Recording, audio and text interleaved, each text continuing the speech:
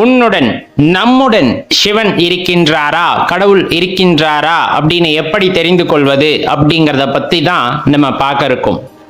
எக்காரணம் கொண்டும் இந்த கேள்வியை உங்களுள் எப்பொழுதும் எழுப்பாதீர்கள் அப்படின்ட்டு தான் நம்ம சொல்லிக்கிறோம். காரணம், நீ தூங்கினாலும் உன்னுள் இருக்கின்ற சிவம் என்றும் தூங்குவதில்லை அப்படிங்கிற அந்த உண்மையை நீங்க உணர்ந்து கொள்ளணும். சாதாரண விஷயம் அல்ல, நீங்கள் தேட வேண்டிய விஷயம் அப்படிங்கிறது தான். உங்களுள் நீங்களாகவே இறைவன் இருக்கும் பொழுது அதை மறந்துவிட்டு நான் என்ற கர்வத்தில் அலையும் போது அவர் என்றும் வெளிப்படுவது இல்லை அப்படிங்கிறது தான் உண்மை. அந்த நான் அப்படிங்கிற அந்த கர்வத்தை விட்டொழித்து உண்மையாக நான் என்பது யார் என்ற தேடுதலை ஒருத்தன் தொடங்குகின்றான். அப்படிங்கும் போது உள்ளிருக்கும் சிவம் தானாக வெளிப்படுகின்றது. இந்த உண்மையை தெரிந்து கொண்டவர்கள் வாழ்க்கையில் சிவத்தேடலில் ஈடுபடுகிறார்கள். மற்றவர்கள் இந்த வாழ்க்கை என்னும் மாயையில் சிக்கி அழிந்து போகின்றார்கள் அப்படிங்கிறதை எல்லோரும் உணர்ந்து கொள்ள வேண்டும். சாதாரணமாக சிவம் உம்மை ஆட்கொண்டு விட்டது என்று எப்படி தெரிந்து கொள்ள முடியும் தெரியுமா? உங்கள் மனதில் கருணை பெருக்கெடுத்து ஓடும். கருணை என்பது மிகப்பெரிய மழையாக உண்டாகும். யார் கஷ்டப்பட்டாலும் அதை பொறுத்துக்க மாட்டோம். பார்க்கும் போது அது அந்த கஷ்டத்தை தீர்த்து வைக்க வேண்டும் என்று நினைப்போம். ஏனென்றால் கஷ்டத்தை தீர்ப்பவன் இறைவன் அப்படிங்கிறத உணர்ந்துக்குங்க. உங்களை இறைவன் ஆட்கொண்டு விட்டார் அப்படிங்கும் போது பிறர் கஷ்டத்தை பார்த்து கொண்டு பொறுத்து கொண்டு இல்லாமல் அவரின் கஷ்டத்தை தீர்க்க வேண்டும் என்று நினைப்போம். பார்க்கின்ற எல்லா ஜீவன்களையும் இறைவனாக கருதி அந்த இறைவனுக்கு நம்மால் முடிந்த சேவையை செய்ய வேண்டும், அன்பை காட்ட வேண்டும் என்று அன்பை மழையாக பொழிவோம். நமக்குள் ஒரு உற்சாகமான தேடுதல் ஏற்படும்.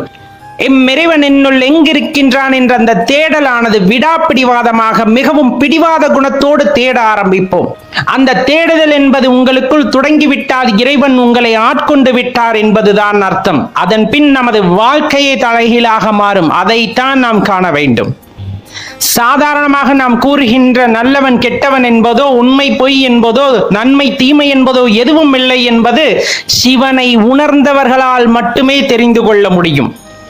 உலகத்தில் இருக்கின்ற எல்லா உயிரினங்களும் எல்லா உயிர்களும் எல்லாவும் இறைவனாக இருக்கின்ற பட்சத்தில் நாம் பார்க்கின்ற பார்வை நேராக இருக்கும் பொழுது அனைவரும் தன்னுள் இருக்கும் சிவத்தை உணரும் போது இந்த உலகம் சுபிக்ஷமடையும் அப்படிங்கிறதுல எந்த மாற்று கருத்தும் யாராலும் சொல்ல முடியாது. உள்ளிருக்கின்ற அந்த இறைவனை உணர்ந்து கொண்டதற்கு மேலும் வாழ்வதற்கான வழிகாட்டுதல் அவரே காட்டுவார் அப்படிங்கிறத நீங்க புரிந்து கொள்ள முடியும். இறைவனை உணர்ந்தவர்களுக்கு அவர் ஒரு வழிகாட்டி அப்படிங்கிறது நல்லாவே தெரியும். நாம் எந்த முடிவும் எடுக்க தேவையில்லை, ஏற்கனவே அவர் நமக்கு விதித்தது. நமக்கு அவர் வழிகாட்டுகின்றார் நன்னெறியில் நடப்பதற்கு. இந்த உலகத்தை நேசித்து அதனுடன் இரண்டர கலந்து இறுதியில் இறைவனோடு கணக்கும் பாக்கியம் எத்தனை பேருக்கு கிடைத்து விட போகிறது சிவபெருமானை நேசிப்பவர்களை விட. உண்மையாக சிவபெருமானை நேசித்தால் கண்டிப்பாக இந்த உலகத்தில் இருக்கும் ஜீவன்கள் அனைவரையும் நேசிப்போம். நாம் இந்த உலகை நேசிப்போம், இந்த பிரபஞ்சத்தை நேசிப்போம், அதனினும் மேலான பரம்பொருளை நேசிப்போம். அப்படிப்பட்ட பாக்கியம் ஒருத்தருக்கு கிட்டிவிட்டது என்றால் அவரை விட மேலானவர் அப்படின்ட்டு நம்மளால யாரையும் குறிப்பிட்டு சொல்ல முடியாது. ஏனென்றால் இறைவனுடன் இரண்டர கலக்கும் இன்பத்தை அவர் பெறுகின்றார் அப்படிங்கிறது தான் உண்மை. ஆனா அவ்வளவு சாதாரணமாக கிடைச்சிடாது. அவ்வளவு சாதாரணமான நம்முள் இருக்கின்ற இறைவனை கண்டறிய முடியாது. உன்னுள் அந்த அன்பு பெருக்கெடுக்க வேண்டும், உன்னுள் இறைவனை கண்டறிய வேண்டும் என்ற வேட்கை தொடங்க வேண்டும். அப்போது சரியான குருவின் வழிகாட்டுதலுடன் அந்த தேடுதலை நீங்கள் தொடங்கும் போது இறுதியில் உங்கள் பயணம் வெற்றியடையும் அப்படிங்கிறதுல எந்த மாற்று கருத்தும் கொள்ள வேண்டாம். இறைவனை இனம் கண்டறிந்து கொண்டவர்களுக்கு என்றும் துன்பம் என்பதும் கிடையாது, இன்பம் என்பதும் கிடையாது. வெறும் பார்வை மட்டுமே, வெறும் மௌனம் மட்டுமே அவர்களிடம் இருந்து கிடைக்கின்ற பதிலாக இருக்கும். அவ்வாறு இருக்கும் போது நமக்கு கிடைக்கின்ற அமைதியும் அந்த ஞானமும் அந்த ஆனந்தமும் வேறு யாராலும் அடைய முடியாது அப்படிங்கிறத தெரிஞ்சுக்குங்க. அப்ப இறைவனை உணர வேண்டும். நம்முள் இருக்கின்ற இறைவன் நமக்கு வழிகாட்டுகின்றார்.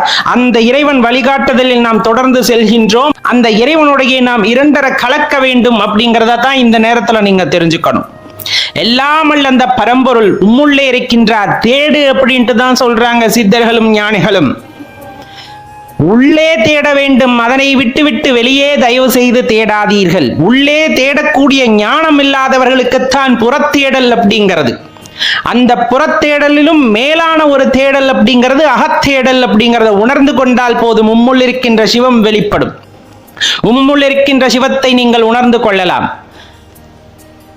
அப்ப உங்களுக்குள்ள இருக்க அந்த மாயை அகன்று விடுகிறது. அப்படிங்கும் போது உம்முள் இருக்கின்ற அந்த சிவத்தை நீங்கள் உணரும் போது அடைகின்ற எல்லையில்லா இன்பமானது ஈடு இணை இல்லாதது, ஒப்புமை இல்லாதது என்பதை நாம் உணர்ந்து கொள்ளும் தருணத்தில் கிடைக்கின்ற மகிழ்ச்சிக்கு அளவே இருக்காது. நண்பர்களே, தேடுங்கள், தேடலை ஆரம்பியுங்கள் என்றுதான் கூறுகின்றோம்.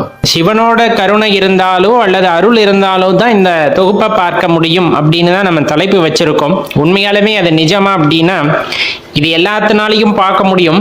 ஆனா ஒரே ஒரு விஷயம், சிவனோட அருள் இருந்தாலோ கருணை இருந்தாலோ மட்டும்தான் நாம் சொல்வதை உணர முடியும் அப்படிங்கிறது தான் ரொம்ப முக்கியமான விஷயம். ரொம்ப பொறுமையா முழுவதுமா கேளுங்க. கண்டிப்பா சிவ மந்திரத்தோட அருமையும் சரி, சிவனோட அருமையும் சரி இந்த தொகுப்பு உங்களுக்கு உணர்த்திவிடும். பெரும்பாலும் சிவனை வழிபடுவதற்கு மொழி ஒரு தடை இல்லை, அது எல்லாத்துக்கும் நல்லா தெரிஞ்சதுதான். எந்த மொழி வாயிலா நீங்க சிவபெருமானை அழைத்தாலும் அல்லது சிவனை நீங்க உருவகப்படுத்திக்கிட்டாலும் மனக்கண்ணில் பார்த்தாலும் அவர் கண்டிப்பாக உங்களுக்கு அருள் புரிவார். அதுல எந்த மாற்று கருத்துமே இல்லை. உங்களோட வழிபாடு அப்படிங்கிறது எந்த வகையில இருந்தாலும் ஏற்றுக்கொள்பவர் தான் சிவபெருமான் அப்படிங்கிறவர். ஆகம ரீதியா பண்றாங்க, ஐதீகங்களை வைத்து பண்கிறார்கள், அது அவரவர் உரிமை. அதுல எந்த மாற்று கருத்தும் எந்த தடையும் சொல்வதற்கு நமக்கு எந்த உரிமையும் இல்லாவிட்டாலும் எனக்கு என்ன தெரிகிறதோ அதை நான் சிவபெருமானுக்கு செய்தால் கண்டிப்பாக அவர் ஏற்றுக்கொள்வார். அதுல எந்த மாற்று கருத்துமே வேண்டாம். எல்லாருமே பண்ற ஒரே ஒரு தப்பு, இறைவன் எங்கோ ஒரு இடத்தில் இருக்கின்றார், நான் பண்ற இந்த சின்ன சின்ன தப்பு தெரிய போதா அப்படின்னு நினைச்சுக்கிட்டு நம்ம ஒவ்வொரு தப்பா பண்றோம்ல, அதை விட முட்டாள்தனம் வேற எதுவுமே இந்த உலகத்துல கிடையாது அப்படின்றத நான் சொல்ல முடியும். ஏன் இப்படி சொல்றோம்? பூனை கண்ணை முடிச்சுன்னா உலகமே இருந்துச்சுன்னு நினைக்குமா? அந்த கதையாத்தான் நம்ம நினைக்கிறோம். இறைவன் 7 கடல் தாண்டி 7 வானம் தாண்டி எங்கேயோ எல்லாம் இல்ல, இறைவன் உனக்குள்ளதான் இருக்காரு. இதை முதல்ல நம்ம புரிஞ்சுக்கணும். அப்ப எப்படி நமக்கான பலன்லாம் கிடைக்குதுங்கிறீங்க? இறைவன் நம்முள் நாமாகவே இருக்கின்ற. அப்ப நம்ம செய்யக்கூடிய சின்ன சின்ன விஷயங்களையும் அங்கு கணக்கெடுக்கப்படுகின்றன. அதாவது இறைவன் கணக்கெடுக்கிறாரோ இல்லையோ, உங்களது ஆன்மா அல்லது உங்களுக்குள்ள இருக்கின்ற அந்த எண்ணங்கள் கணக்கெடுத்துக் கொண்டே வரும். நம்ம இந்த தப்பை பண்ணிட்டோமே, நம்ம இந்த இதை செஞ்சிட்டோமே அப்படின்னு அதுவே கணக்கெடுத்துக்கிட்டு வரும். அப்ப இறைவன் எங்க இருக்கார் அப்படின்னா, நள்ளிரல் நட்டம் பயின்று ஆடும் நாதனே அப்படின்னு உங்களுக்குள்ளதான் இருக்கார். அப்ப நீ பண்ற சின்ன தப்பாகட்டும், நீ பண்ற உயரிய நற்பண்புகளாகட்டும் எல்லாமே கணக்கில் எடுத்துக் கொள்ளப்படுகின்றன. அதுவே கர்மாவாகவும் ஆகின்றன. நீ செய்கின்ற பாவ புண்ணியங்களுக்கு ஏற்பத்தான் அதற்கான பலனும் விளைகின்றன அப்படிங்கறத எல்லாருமே ஞாபகம் வச்சுக்கணும். அப்போ ஒரு விஷயத்தை செய்ய போறோமா, அதனால என்ன பலன் கிடைக்க போகுது? எங்கேயோ இருக்க இறைவன் இல்ல, எனக்குள்ள இருக்கின்ற இறைவன் அதை ஏற்றுக்கொள்வாரா அப்படிங்கிற அந்த முதல் கருத்தை நாம் முன்வைத்து நடைபோடும் போது நம்முள் இருக்கின்ற அந்த தவறுகள் எல்லாம் அகன்று விடுகின்றன.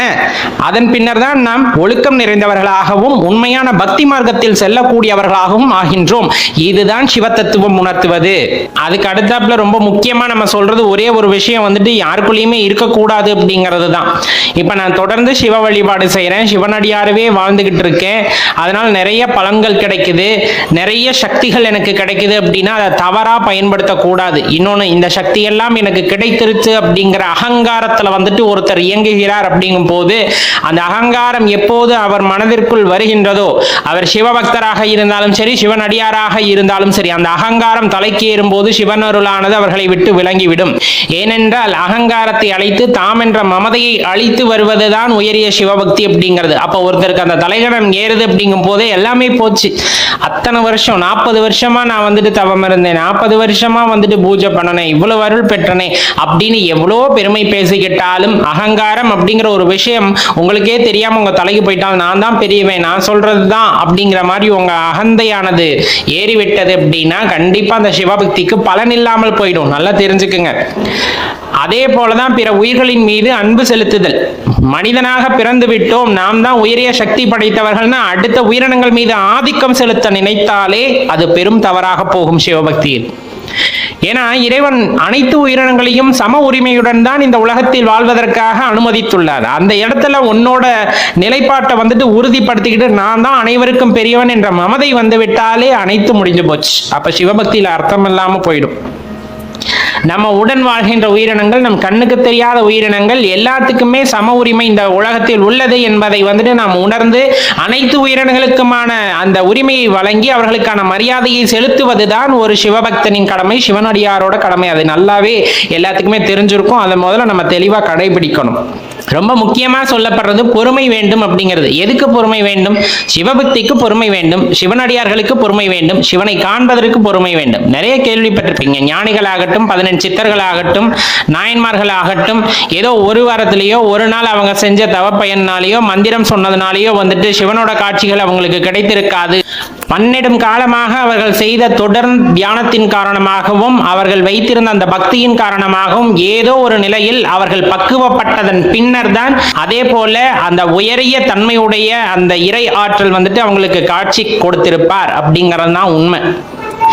பல யுகங்கள் வாழ்ந்த சித்தர்கள் முடியுமாங்க. எப்படி? அவங்களோட கடும் பயிற்சி, எல்லா ஆசாபாசங்களையும் ஒழித்து எது உண்மை பொருள் அப்படிங்கறது தேடுறதன் மூலமாக தான் அதை கிடைக்க முடியுமே தவிர நம்ம நினைக்கிற மாதிரி இன்ஸ்டன்ட் பக்தியில வந்துட்டு இறை அருளை உடனே உணர்ந்து கொள்ள முடியாது. அதற்கு மிகவும் உயர்ந்த பொறுமையானது தேவை அப்படிங்கிறத ஞாபகத்துல வச்சுக்கோங்க. ஆன்மீகத்துக்கே ரொம்ப முக்கியம் அதுதான். அதே போலதான் நம்மளோட சுய ஒழுக்கம் அப்படிங்கிறது அந்த இடத்துல ரொம்பவே முக்கியமான பண்பு வகிக்கிறது. சுய ஒழுக்கம்னா நான் சுத்தபத்தமா இருக்கேன் அப்படிங்கிறத விட என் உள் மனசு வந்துட்டு சுத்தபத்தமா இருக்கணும், அழுக்குகள் இல்லாமல் இருக்கணும், பிறர் மீது கோபமோ வஞ்சகமோ பொறாமையோ எதுவும் இல்லாமல் இருக்கணும். என்னை விட வயதில் உயர்ந்தவர்களுக்கு மதிப்பு மரியாதையும் நாம் கொடுக்க வேண்டும். தாய் தந்தையே உலகம் என்று எண்ணி அவர்களுக்கான முதல் மரியாதையை செய்ய வேண்டும். குரு என்று கிடைத்து விட்டவர்களுக்கு குருவே தெய்வமாகவே ஆகின்றார். அப்பொழுது குருவிற்கான மரியாதையும் அவர் வாக்கிற்கான மரியாதையும் நாம் செலுத்தாவிடில் அதற்கான பலனை நாம் அறுவடை செய்ய நேரிடும். அப்ப சுய ஒழுக்கம் எதுல ரொம்ப முக்கியம்? பக்தி மார்க்கத்துல ரொம்பவே முக்கியமான விஷயம். அதான் பலர் சொல்ல நீங்க கேட்டிருப்பீங்க, சிவாய நம என்பவருக்கு அபாயம் ஒரு நாளும் இல்லை அப்படிம்பாங்க. அந்த மந்திரம் அவ்வளவு உயரிய மந்திரம். அதே போலதான் பாத்தீங்கன்னா திருமூலர் சிவனுக்கான அந்த மூல மந்திரத்தை எடுத்து சொல்றார். என்னன்னு சொல்றார்? சிவசிவ என்கிற தீவினையார், சிவசிவ என்றிட தீவினை மாலும், சிவசிவ என்றிட தேவரும் ஆவர், சிவசிவ என சிவகதிதானே அப்படிங்கிற அந்த மூல மந்திரத்தை நமக்கு சொல்றாங்க. இதன் மூலமா நம்ம என்ன தெரிஞ்சுக்கணும் அப்படின்னா, இந்த மூல மந்திரத்தை தினமும் ஒரு 108 தடவை உங்களால சொல்ல முடியுது, இல்ல என்னால தினமும் எல்லாம் சொல்ல முடியாது அப்படிங்கிறவங்க என்ன பண்ணலாம் அப்படின்னா, சிவனுக்கு உகந்தது திங்கட்கிழமை, பிரதோஷம், மாத சிவராத்திரி அல்லது வருட சிவராத்திரி, இந்த மாதிரி அவருக்கே உரித்தான சிறப்பான நாள்கள் இருக்கும். இல்ல திருவாதிரை நட்சத்திரம் வர்றது, இந்த மாதிரி நாட்கள்ல இதை நீங்க பாராயணம் பண்ணலாம். 108 முறை சொல்லலாம். இல்ல 1008 முறை சொல்றவங்க சொல்லலாம், 10,008 முறை சொல்றவங்க சொல்லலாம், 1,08 முறை சொல்றவங்க சொல்லலாம். இந்த மந்திரம் சில பேத்துக்கு சித்தியாகும். சித்தியாகிறதுக்கு இத்தனை நாள்ல சித்தியாகும்ல கண்டிப்பா யாருக்கும் சொல்ல முடியாது. மன தூய்மை, அவர்கள் எந்த அளவுக்கு உண்மையாக இந்த மந்திரத்தை சொல்கிறார்கள் என்பதை பொறுத்துதான் அவர்களுக்கு இந்த மந்திரமானது சித்தியாகும். திருமூலரை மனதில் நினைத்து கொண்டு அவரிடம் அனுமதி பெற்ற பின்னர் இந்த மந்திரத்தை சொல்றது இன்னுமே உத்தமமான விஷயம். கண்டிப்பா சித்தியாகும். அப்படி ஆச்சு அப்படிங்கும் போது கண்டிப்பா நீங்க சிவனோட அருளை பெற முடியும். ஆக மொத்தம் சிவனோட அருள் இருந்தாலோ சிவனோட கருணை இருந்தாலோ தான் இந்த பதிவு உங்களால கேட்டு இருக்க முடியும். ஏன்னா உயரிய வாழ்க்கை வாழ்வதுதான் ஒரு அர்த்தமாக இருக்கும். உயரிய வாழ்க்கைனா என்ன? முதல்ல இறைவனை உணர்ந்து எல்லா உயிர்களையும் இறைவனாக உணர்ந்து அவர்களுக்கு செய்கின்ற சேவையை முறையாக நாம் செய்து நாம் வாழ்ந்ததற்கான ஒரு அடையாளத்தை இந்த பூமியில் விட்டு செல்வது அப்படிங்கிறது தான் உயரிய வாழ்க்கை அப்படின்னு சொல்லக்கூடியது. கண்டிப்பா இது உங்களுக்குள்ள ஏதாச்சும் ஒரு சின்ன மாற்றத்தை ஏற்படுத்தி இருந்தாலும் உங்க வாழ்க்கையில இது பெரும் பிரதிபலிப்பை ஏற்படுத்தும் அப்படிங்கறதுல எந்த மாற்று கருத்துமே இல்லை.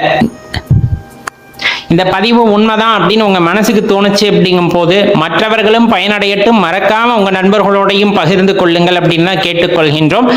நன்றி, வணக்கம்.